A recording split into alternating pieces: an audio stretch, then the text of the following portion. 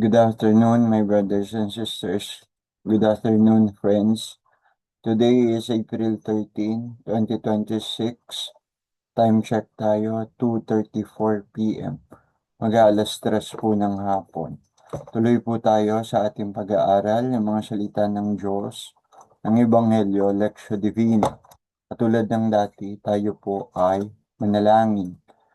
Sabay-sabay po tayo. In the name of the Father, and of the Son, and of the Holy Spirit. Amen. Come, Holy Spirit, fill our hearts with your holy gifts. Let our weakness be penetrated with your strength this very day, that we may fulfill all the duties of our state conscientiously, that we may do what is right and just. Let our charity be such as to offend no one and hurt no one's feelings, so generous as to pardon sincerely any wrong done to us. Assist us, O Holy Spirit, in all the trials of our lives. Enlighten us in our ignorance and advise us in our doubts. Strengthen us in our weakness. Help us in all need and embarrassment. Protect us in the temptations and consoles us in afflictions. Graciously hear us, O Holy Spirit, and pour your light into our hearts, our souls, and our mind. Assist us to live a holy life and grow in goodness and grace. Amen. Come, Holy Spirit, with your light, with your grace, with your strength, with your consolation, with your charity, that we may be worthy to live a life of holy love.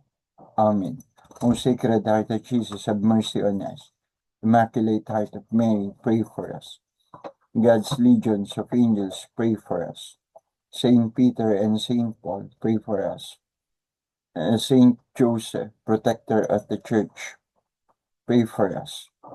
In the name of the Father, and of the Son, and of the Holy Spirit. Amen. Tuloy na po tayo sa ating pag-aaral. Maraming salamat po sa inyong pakikiisa sa ating pambungad na panalangin. Babasahin ko na po ang Ebanghelyo, ang Ebanghelyong pag-aaralan natin. Pag-uusapan sa araw na ito ay ang Ebanghelyo pa rin sa araw na ito, April 13, 2026. Hindi na po ako mag-share screen para maipakita sa inyo ang Ebanghelyo. Babanggitin ko na lang po ang aklat, ang kabanata at talata, at kayo po'y pagtiwalaan nyo na lang ako sa aking babasahin. Makikita nyo naman ito at mache-check sa ating mga misa kung kayo'y dalo online o face-to-face. Simulan na po tayo. Ang ating ebanghelyo para sa araw na ito ay galing mula sa aklat ni San Juan, Kabanata 3, mga talata 1 hanggang 8. Ng proclamation of the Holy Gospel of our Lord Jesus Christ according to Saint John. Now there was a Pharisee named Nicodemus, a ruler of the Jews. He came to Jesus at night and said to him, Rabbi, we know that you are a teacher who has come from God, for no one can do the signs that you are doing unless God is with him. Jesus answered and said to him, Amen, amen. I say to you, no one can see the kingdom of God without being born from above.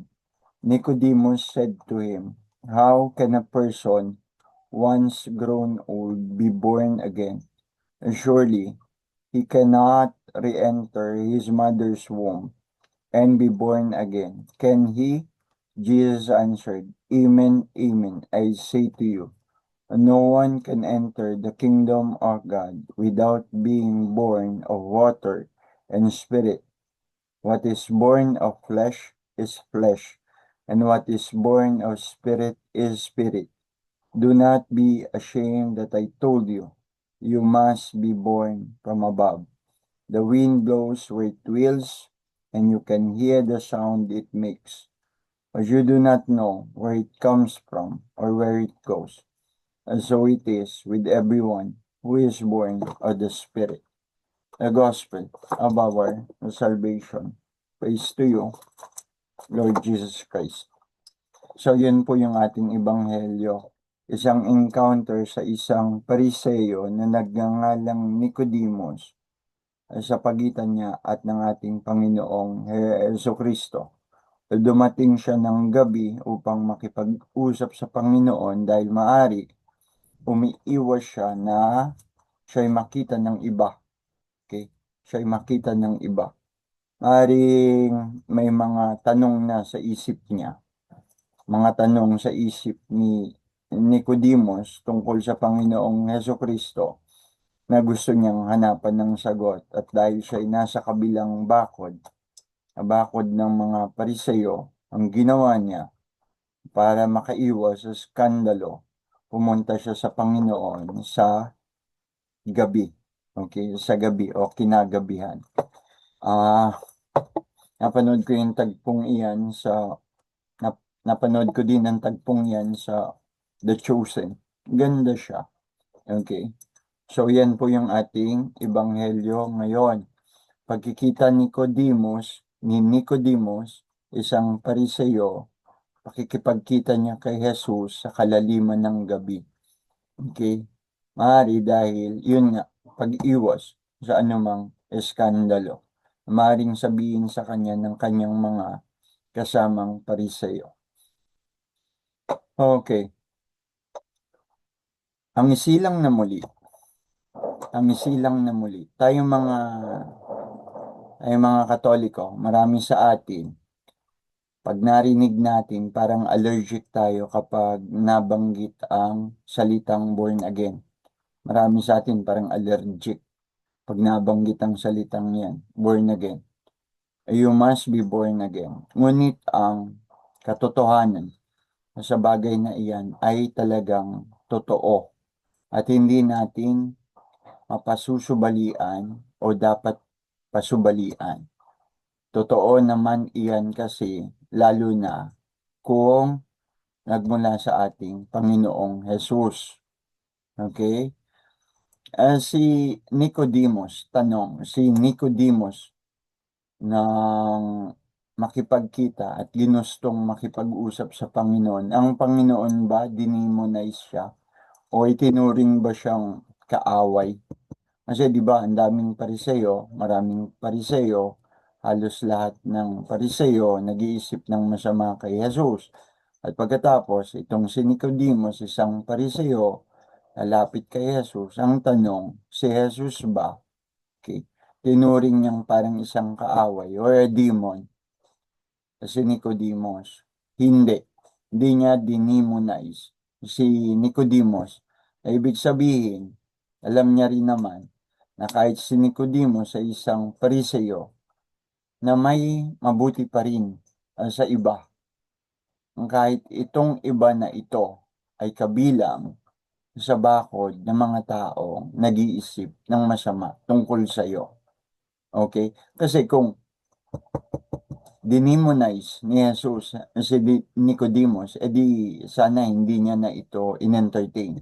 Sana hindi niya na ito kinausap. Pero kinausap niya at nag-usap sila. Okay? Nag-usap sila. At ang sabi ng Panginoon ni Jesus, ang tao, we must be born again. Ngayon, balik. Marami sa atin parang allergic pag sinabi to be born again. You must be born again. Ngayon, bakit nga ba? Alam naman kasi natin na may Christian denomination na bungad nila, we are born again. Okay, yan nga tawag sa kanila born again Christians. Hindi sila mga Katoliko. Tayong mga Katoliko, pag narinig natin yan, marami sa atin parang allergic. Parang allergic sa bagay na yan. Born again Christians. Yan ang kanilang, ano eh, yan yung kanilang usual. Yan yung kanilang usual introduction kapag they are introducing themselves. I'm a Christian. I'm a Christian. A born again Christian. Okay? Nung bata-bata pa ako, ayan na naman tayo sa bata-bata. Opo, hindi na ako bata. Mag-senior citizen na po ako. Nung bata-bata pa ako, when someone or if someone introduce themselves to me that way, I'm a Christian. I'm a born again Christian. A bit with a little of rudeness and arrogance. I say, oh, talaga? Really? I'm a born again Christian. Oh, talaga? Really? Minsan, malala pa nga, dadagdagan ko pa. I doubt that you are a born again Christian, for I don't see it with the way you live your life. Yeah, mas may arrogance doon. I'm a born again Christian. Oh, talaga? Really? I don't, I doubt, for I don't see it with the way you live your life. Arrogance and rudeness. But I change along with the aging. You must be born again. Ang mga salitang ito ng Panginoong Yesus ay mahalaga. Mahalaga dahil nakasalalay dito ang ating kaligtasan din naman bilang mga Kristiyano. Iniutos niya, binyagan niyo sila sa ngalan ng Ama, ng Anak, at ng Banal na Espiritu Santo. Utos, komandang Panginoon. So, ang salitang ito ng Panginoong Yesus, mahalaga, extremely mahalaga. In the first place, siya nga kasi ang nagsabi, ang Panginoon. Nung bata-bata pa rin ako, yan naman tayo sa bata-bata. Nung bata-bata pa rin ako, minsan naman dumalo ako sa isang worship service ng kaibigan kong Protestant Christian. Okay? Meron ako mga kaibigang Protestanting Christian one time. Okay? Young adult na ako. Young adult. Hindi na adolescent. Young adult na ako. Inimbitahan ako. Sama ka sa akin. Meron kaming worship service. Sumama naman ako. Okay? Banggitin ko ba yung church? Ano siya yung Jesus Divine?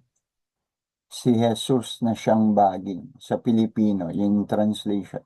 Jesus Divine. Yun yung pangalan ng church. At ang head pastor ay si Pastor Butch Bellica. Okay. Si Pastor Butch Bellica. Yung pelikula, yung kanyang buhay. So, inimbitahan ako ng kaibigan ko. Sabi niya sa akin, tara, sama ka sa akin, may worship service kami. Doon sa church, Jesus Divine. Yung church na yon, pagitan, kalsada, yung church nila, Jesus Divine, nandun sa kabila. Sa kabila, you know what? Ang Christ the King Mission Seminary, SBD. Okay, Christ the King Mission Seminary.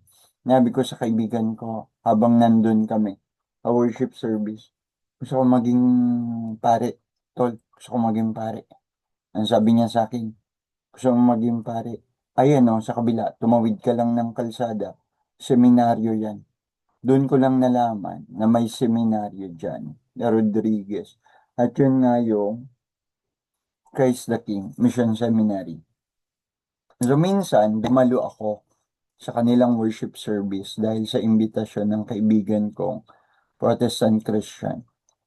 And then, somewhat, a 5 or 6 years old girl, 5 or 6, I think, parang hindi pa siya papasa sa kinder grade. Ganun siya kabata. Sabi ng bata sa akin, Christian ka ba? Gumanon yung bata. Christian ka ba? Sabi ko, I said yes. Of course, I would say yes. Okay? Christian naman talaga ako eh. Catholic Christian. Okay? I would say yes, I am. I am a Christian. And you know what the little lady said? Sabi nung batang yon, batang babae na yun, hmm? Hmm? Hindi ka naman Christian eh. Gumanon siya. Hindi ka naman Christian eh. Ako, Christian ako eh. Gumanon yung bata. Imagine, a kid, so young, told me that. Christian ka ba? Pagsagot ko, yes I am. Pagsagot ko ng yes I am, ang sabi niya naman, hindi ka naman Christian eh. Ako Christian eh. So, imagine, a kid na napakabata, sasabihin yan sa'yo. And then, naisip ko, the thought, somebody instructed her to tell me that. May nagsabi sa kanya, may naguto sa kanya. Okay? Parang, hirap akong maniwala na nanggaling lang yan sa kanyang sarili, sa kanyang sariling pag-iisip para kausapin ako at sabihan akong ganon. Hindi ka naman Christian eh. Oo, Christian ako. Oo, gumanon. And so that thought somebody instructed the little lady to tell me that. Where can you find a child so young will say something like that to you? Kung hindi siya inutusan o kung hindi siya inimpluwensyahan of somebody. So sa akin, mukhang may naguto sa batang ito. Mukhang may naguto sa batang ito na ganito ako kausapin at ganito ang sabihin sa akin. Kasi ang paniwala ko, hindi yan maisip ng isang bata, lalo na hindi ko naman sinabi sa community, hindi naman ako, iba may mga, ah, ah, give witness ka nga. Hindi ko naman, hindi nga alam ng community na ako'y Katoliko, na ako'y nandun at ako'y Katoliko. Wala naman akong pinagsabihan. Ang nakakaalam lang, kaibigan ko. At yung kaibigan ko, nakilala niya yung mga head ng simbahan na yun. Or someone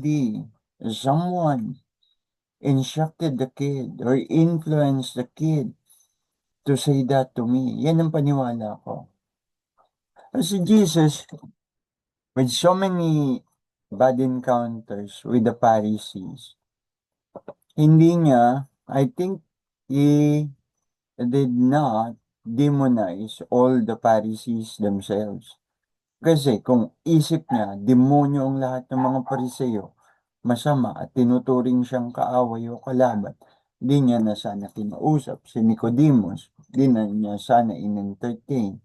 But because he did, kinausap niya si Nicodemus, yun nga, the conclusion is, hindi niya dinidemonize ang lahat ng mga Pariseo. Okay. At isa na nga dito sa hindi niya dinemonize ay si Nicodemus. So tayo, this approach should happen to all of us Christians also. Dapat ganyan ang tinginan natin sa sarili. Tinginan natin sa isa't isa. Kristiyano ka, you are a born-again Christian, you are a Protestant Christian, at ako'y Katoliko. So, anong isipin ko? Demonyo ka because you're not Catholic? At ikaw din naman, Protestant Christian ka because Catholic ako, tingin mo naman sa akin masama o demonyo. Kung magiging ganyan ang approach natin sa isa't isa, we are not parang totoong Kristiyano.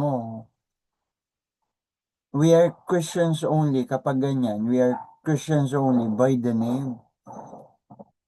But with the way we live, with the way we treat each other, hindi tayo nagiging Kristiyano. If we keep on demonizing each other. If we keep on demonizing each other. If all of us would think others are demons because they are not one with us or does not belong to our own church sheepfold, then we are not we are not living Christ's teaching. Bakit? Ano ba sabi ni Jesus? Magmahalan kayong magkakapatid. Malalaman nilang kayo'y tunay na mga tagasunod ko kung kayo'y mag-iibigan sa bawat isa. To love one another as fraternal brothers and sisters. To love one another as friends. Yun. Pero kung ang turingan natin sa isa't isa magkaaway, turingan natin sa isa't isa, ako demonyo ka, ikaw sa iyo demonyo ako. And then we are not living the teachings of Christ. What is that? To love one another as brothers and sisters. To love one another as friends. Okay? Kahit si Jesus. Okay? Kung tayo mga Kristiyano talaga na tayo sumusunod sa Panginoong Hesukristo, tagasunod ng Panginoong Hesukristo, tunay nating pakinggan ang kanyang sinasabi. Hindi pwedeng sasabihin ko, Kristiyano ko. At tapos ikaw, ganun din naman, naniniwala ka sa mga turo ni Kristo. Kristiyano ka rin. Magkaiba lang tayo ng denomination sa sekta o simbahan. Tingin mo na sa akin, demonyo. At tingin ko na sa iyo, demonyo. So, wag ganyan. Wag ganyan. Let us have this, katulad sa pagbibinyag, rebirth. Rebirth. Muling pagsilang ng ating mga puso't isip. We cannot continue seeing each other as enemies or as demons, especially if we are claiming that we are Christians. Nakakahiya sa mga hindi Kristiyano kung magiging ganyan tayo sa isa't isa. Ipinagpipilitan natin, naniniwala tayo sa Biblia, sa scriptures, na tayo tagasunod ni Kristo. Pero ang turingan natin sa isa't isa, magkakaaway, parang mga demonyo sa isa't isa. You cannot continue seeing each other like that as enemies or demons. Again, ang sinasabi ng Panginoon, to love one another. Nagkakaisa ang community, ang Christian community. Dapat magkaisa para sa bagay na yan. And so let us have this rebirth na muling pagsilang ng ating mga puso't isip. Our Christianity begins for us at the hour of our baptism. Nagsimula ang ating pagkakristyano, pagbinyag sa atin, naging bahagi na tayo ng isang pamilya, simbahan kung saan si Kristo ang ulo. Isang binyag na nagpalaya sa atin sa kasalanang minana natin sa mga una nating magulang, kay Adan at Eva. Pinalaya tayo sa kasalanang iyan. Kasalanang mana. Ewan ko maniwala kayo dyan sa kasalanang mana. But to us, meron talaga. Okay. At sa binyag, tayo'y hinuhugasan para sa kasalanang yan, the original sin. At tayo'y nagsimulang makapasok at maging bahagi ng katawan ng Panginoong Jesucristo, the body of Christ, the church. We belong now to the family of Christ, to the Christian family, to the church. Pero hindi yan dyan nagtatapos. Pagkatapos kang binyagan, tapos na, Kristiyano ka na, yun na yun. Hindi yun. Ang tawag sa atin, our calling is to continually cooperate with grace and grow in the newness of life. Ang tawag sa atin ay magpatuloy na makipag-isa to cooperate sa grasya ng Diyos at tayo'y lumago sa isang buhay na may pagbabago. Hindi pagkatapos ang binyag, tapos na yun doon. Kailangan nating manindigan, sundin ang mga ipinangako sa binyag. Ang buhay na kaloob ng Panginoon ay hindi nagtatapos sa pagbibinyag sa atin. Marami ang nag-iisip, binyagan na ako, therefore saved na ako for life. Yes, may kaligtasan sa pagbibinyag, may kaligtasan sa baptism. Diba? May kaligtasan sa baptism kasi inugasan nito ang iyong mga kasalanan. Pero hindi yan hindi yan ang turo sa atin, hindi yan tuwing magkakasala ka, magkabinyag ka uli. Magkasala ka uli, binyag uli. Kasala uli, binyag uli. Nakakailang binyag. Nakakailang lubog ng tubig, lubog sa tubig, buhos ng tubig. Madami. Kasi yun ang paniwala mo sa atin, mga Katoliko, hindi ganon. Nabinyagan ka minsan, kung magkasala ka man, hindi na sakramento ng binyag ang pasukin mo, kundi sakramento ng pangungumpisal. Okay? So, ang bagong buhay na kaloob ng Panginoon na hindi nagtatapos sa pagbibinyag sa atin. Isa itong panghabang buhay na proseso. Hindi pagkatapos ng nabinyagan ka na, ay tapos na yon. Yun, Kristiyano ka na, tapos na. Ibig ko sabihin, to be born again is also to panindigan mo at patunayan mo. Paano mo mapanindigan? Paano mo mapatunayan? Hindi isa buhay mo kung ano man ang tagubilin at utos ng ating Panginoong Jesucristo. Bininyagan ka sa pangalan ng Panginoong Yesus, sa pangalan ng Ama at ng Espiritu Santo. So, dapat mag-manifest yung binyag na yan, yung revert na yan, with the way you live. As long as buhay tayo, as long as you are living tulad ng isang paglalakbay na nagsimula sa iyong unang mga hakbang, patuloy kang naglalakbay, patuloy kang humahakbang, patuloy kang naglalakbay sa mga yugto ng buhay mo kung saan paulit-ulit mo rin kinakatagpo ang Diyos, ang Panginoon. Nagsimula sa iyong binyag, kinatagpo mo ang Diyos at magtatapos sa pagbabasbas sa iyong katawang lupa kapag narating mo na ang yugto ng iyong kamatayan. Yan ang Christian life. Hindi yan ang Christian life, hindi binyag, tapos na. Christian life is a constant struggle, is a constant battle, and a constant change. It's a constant struggle, a constant battle, and a constant change. Meron tayong mga struggle, mga personal struggle, and spiritual struggle.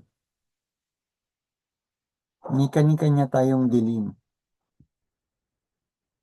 May kanya-kanya tayong palagiang pagkakasalot, pagkakamali. At we struggle with that. We struggle with that. It's a constant battle. There is a struggle within us, within you. There is a struggle within you. And that struggle is to overcome the darkness in you. The struggle is to overcome the darkness in me. At mapagtatagumpayan mo yung darkness within you, within us, if we are truly in Christ, with Christ.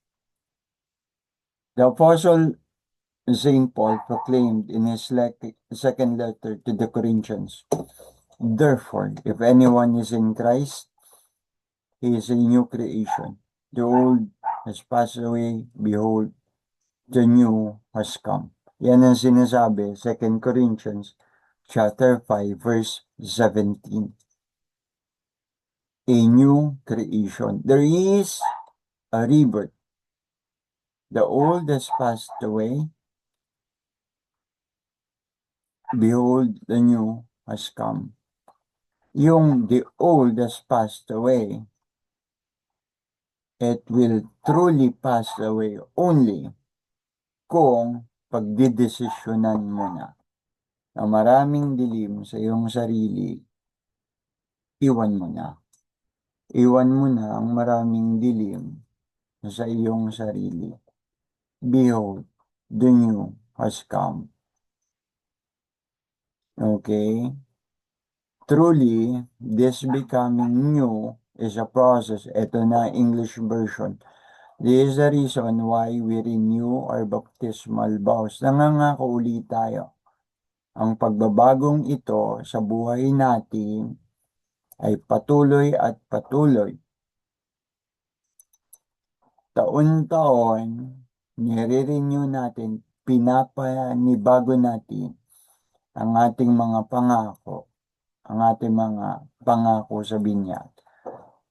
Sa panahon ng liturhiya ng muling pagkabuhay, Easter liturgies, the reason why we are encouraged to bless ourselves with the baptism, the waters of the baptism every time we enter into a church sanctuary. Nagtataka ba kayo?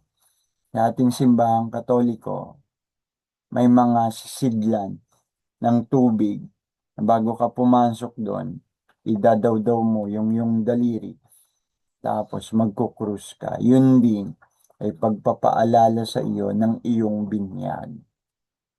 Ang pagpasok mo sa simbahan, ang paglilinis ng iyong mga kasalanan. So, itong paglalakbay sa buhay, Christian life, at conversion is a lifelong process. Dadapa tayo, pabangon, magpapagpag ng tuhod, madadapa, babangon, magpapagpag ng tuhod, magkakasala, mangungumpisal. For most of us, bininyagan nung tayo sanggol pa. Nagsimula doon iyong ating paglalakbay nang dalhin tayo ng mga magulang upang tayo'y binyagan. Ngayon, may mga binyagan na hindi na sanggol, hindi na infants. May mga binyagan, mature din na sila yung nakapagdesisyon na magpabinyag dahil nakita nila ang katotohanan ng kanilang paniniwalaan. So, nagsimula ang ating Christian life sa binyag. Dinala tayo ng mga magulang natin sa simbahan at bininyagan tayo ng mga pari. Pero yun ay simula nga lamang. Hindi yun ang katapusan. Pagkatapos sa binyagan ka, tapos na. Ang proseso ng to be of being born again ay ang magpatuloy sa ating buhay. Tuloy-tuloy hanggang makarating tayo sa yugto ng ating kamatayan. The process of being born again is to continue throughout our whole lives until we pass over to the Lord in eternity. Sa ating mga Katoliko, ang paglalakbay sa buhay ay kasama ang pagtanggap sa mga sakramento o pagpunta dito. Okay? Ang pagtanggap sa mga sakramento, ang pag-aaral ng kanyang mga salita, the scriptures, and ang buhay bilang bahagi ng katawan ni Kristo, the body of Christ. The church, the body of Christ. The head of the church is Christ. That the full experience of baptismal grace is brought to its fulfillment.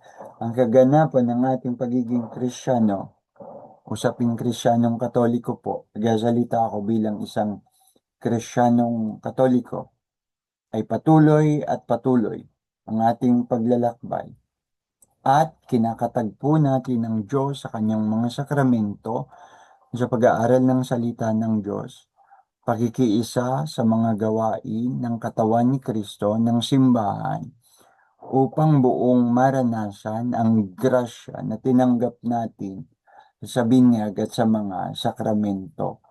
Nandun ang kaganapan.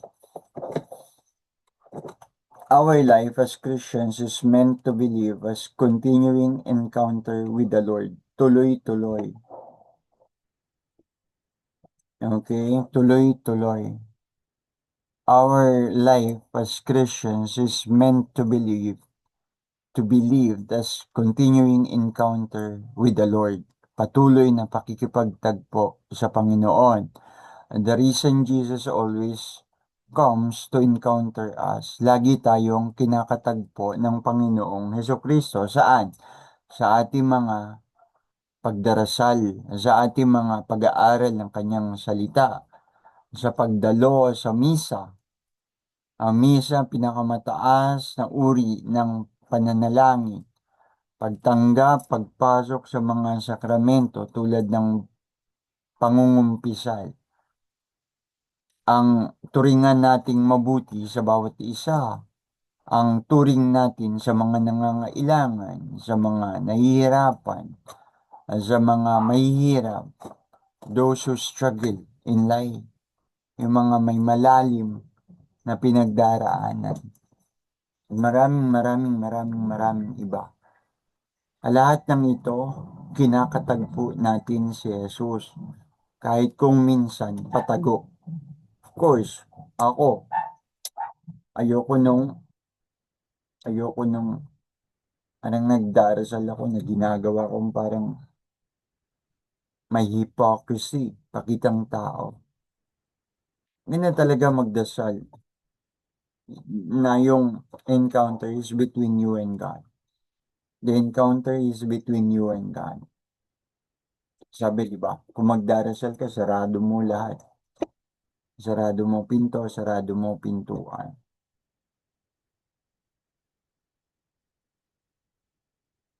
Hidden, patago. Pinubuksan natin ang ating mga puso sa awa ng Diyos, sa pag-ibig ng Diyos, sa pagsasabuhay ng ating pananampalataya. Okay? Itong pakikipagtagpo na ito ay pinaliliwanag sa atin ng ating simbahan, ng mga ama ng ating simbahan. Ang simbahan ay siya ding lugar kung saan kinakatagpo natin ang Diyos. Simbahan, pagdalo ng misa, nag-aaral tayo ng kanyang salita. Ang salita ay ipinapahayag. Ang salita ay ipinaliliwanag. Pagkatapos, tinatanggap natin ang katawan at dugo ng Panginoon. Eucharistia. Hindi ito isang bagay na empty ritual. Okay, empty ritual. It is not something like that. The encounter is not about something. Okay, but it's about someone, the body of the risen Jesus, the body and blood of the risen Jesus, in the Holy Eucharist and in the study of His words. Jesus, the head of His body, and the head and the body cannot be separated. Di tayo dapat mahiwalay sa katawan. Kaya naman, we are encouraged na magsimba. Kasi kung hindi ka na nagsisimba, para ka nang separated sa body, na body of Christ. Separated ka na sa body. Hindi ka nga nagsisimba eh. Hindi ka nag-aaral ng salita ng Diyos, separated ka na. Hindi ka nagsisimba, hindi ka tumatanggap ng komunyon, hindi ka nag-aaral ng kanyang salita, ng scriptures, separated ka. Sa ating pakikiisa sa misyon ng simbahan, the body of Christ, nakikibahagi tayo sa patuloy na misyon ng pagliligtas. Na ang misyon ni Kristo, naging misyon na rin natin.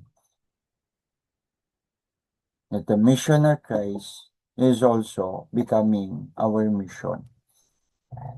Okay? Yun. That is also Christian life.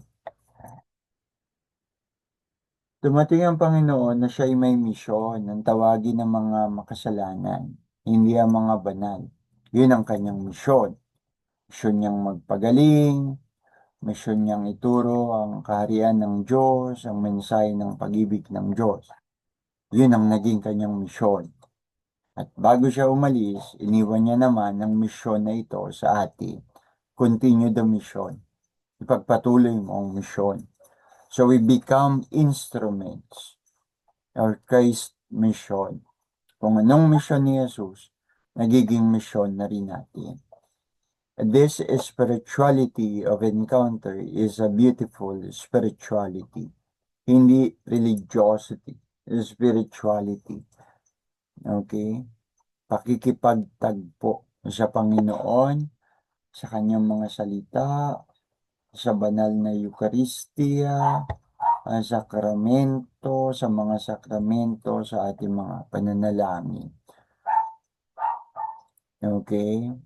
Ito'y itinuturo din naman sa atin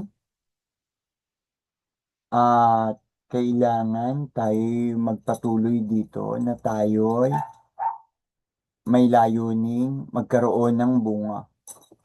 Ang pananampalatayang walang nagiging bunga ay pananampalatayang patay. Tulad ng puno ng igos na nagutom si Jesus, nakita niya ang puno ng igos na walang bunga. Kaya isinumpa niya yung igos, puno ng igos, at yung puno ng igos ay namatay. Hindi pwedeng gano'n na mangyari sa atin. Nakakatakot. Isinumpa ni Jesus ng Panginoon ng puno ng igos dahil wala siyang nakitang bunga dito. Na ibig sabihin, ng ating Kristiyanong pamumuhay, kinakailangan magkaroon ng bunga. Na ikaw ay may tungkulin, may tawag sa iyo kung ano ang iyong dapat gawin. Nagmumula ito, this moment of pakikipagtagpo, mabuting pakikipagtagpo sa Diyos, kay Jesus at sa ating simbahan. At the moment na ginagawa natin ang mga gawain natin kung saan tayo tinawag. It comes at the moment when the whole church and the world into which she is called, tinawag ang simbahan, may tungkulin ng simbahan na sagutin, na tugunan ang mga pangangailangan ng bawat bahagi ng simbahan. Tawag din sa simbahan na yung wala sa katawan ay tawagin. Hindi natin pwedeng pabayaan mawala ang iba. Hindi natin pwedeng pabayaang mawala ang iba na minsan siya'y bahagi ng simbahan. So ang tanong, kinakatagpo ba natin ng Diyos sa ating Kristiyanong pamumuhay? Pag nagsisimba ka ba, si Jesus ba ang iyong kinakatagpo? O may kinakatagpo kang iba? Ayon ang tanong. Tuwing magsisimba ka, tuwing magdarasal ka, tuwing magsisimba ka, may kinakatagpo ka bang iba? O ang talagang kinakatagpo mo ay ang Diyos? Sa pakikipagtagpo, nagdarasal ka pa ba? Nag-aaral ka pa ba ng kanyang salita? Do we frequent the sacraments? Sometimes, we don't even know. We don't even know what are the sacraments. Naturingang Katoliko, pero tanungin mo, ano mga sakramento? Hindi alam. We don't know it. We don't know what are the sacraments. Yung tanong, do we frequent the sacraments? How can you frequent the sacraments if you don't know what are the sacraments? We don't know it. Therefore, because we don't know it, we don't understand it. And because we don't understand it, we cannot explain them. And then we thought, And then we thought we are at the wrong side of the bridge. Nasa mali tayo. And so, dahil nasa mali tayong kawan, lalabas na tayo. Pero bago ka lumabas, tinanong mo na ba sa sarili mo at alam mo na ba ano ang mga sakramento ang paliwanag ng simbahan tungkol dito? Hindi. Basta ka na lang lumabas. Umalis ka sa isang pananampalataya na hindi mo naman lubusang inalam o inaral, nagpadala ka lang sa sabi-sabi ng iba at ng marami. So what is the challenge? As Catholics, it is a challenge to us to study our faith. Aralin mo kung anong yung pananampalataya. At ito nga, pwede mong simulan. Ano ang mga sakramento ng simbahan? Ano ang sakramento? Ano ang mga sakramento? Para saan ang mga sakramentong ito? Study your faith. Let us study our faith. That is a challenge to us. You study our faith. You study our Catholic faith before considering to go out inside of it. Iiwan mo ang isang pananampalataya at yayakapin mo ang bago na wala ka namang malinaw na batayan para iwan ito. Naging question sa'yo ang mga images at yung pinuntahan mo, pinaliwanag sa'yo na mali yun. Pero ikaw, pinakinggan mo ba ang paliwanag ng simbahan tungkol dito? Tinanggap mo na lang basta idolatry?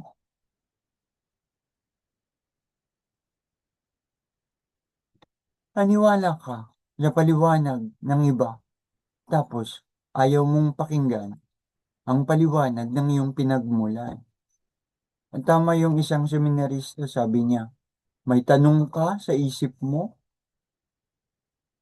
gusto mong malaman at ang tanong na ito ay pagdududa sa pinaniniwalaan mong bahagi ng ating pananampalataya. Nagtanong ka,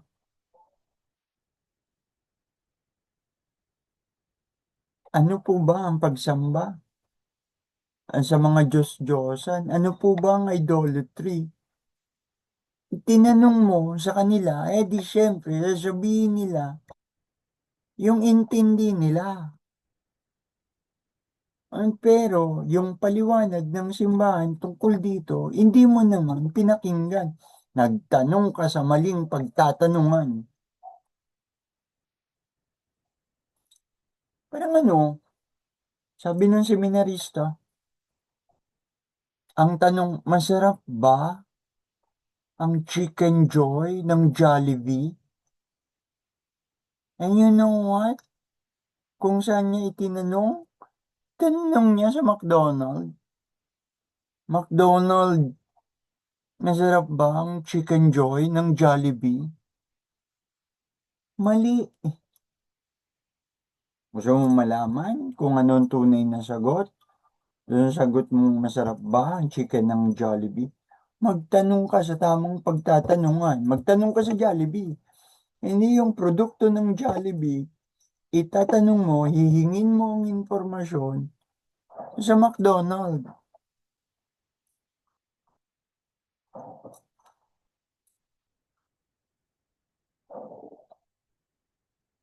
Iniwan mo ang isang pananampalataya. Niyakap mo at yayakapin mo ang bago na wala ka namang malinaw na batayan para iwan ito. Hindi mo inalam, hindi mo pinag-aralan ang iyong pananampalatayang Katoliko. Naniwala ka sa paliwanag ng iba tapos ayaw mo nang pakinggan ang paliwanag ng iyong pinagmulan. Isinarado mo ang iyong isip at pangunawa. Pinabayaan mo ang sarili mo na ma-brainwash.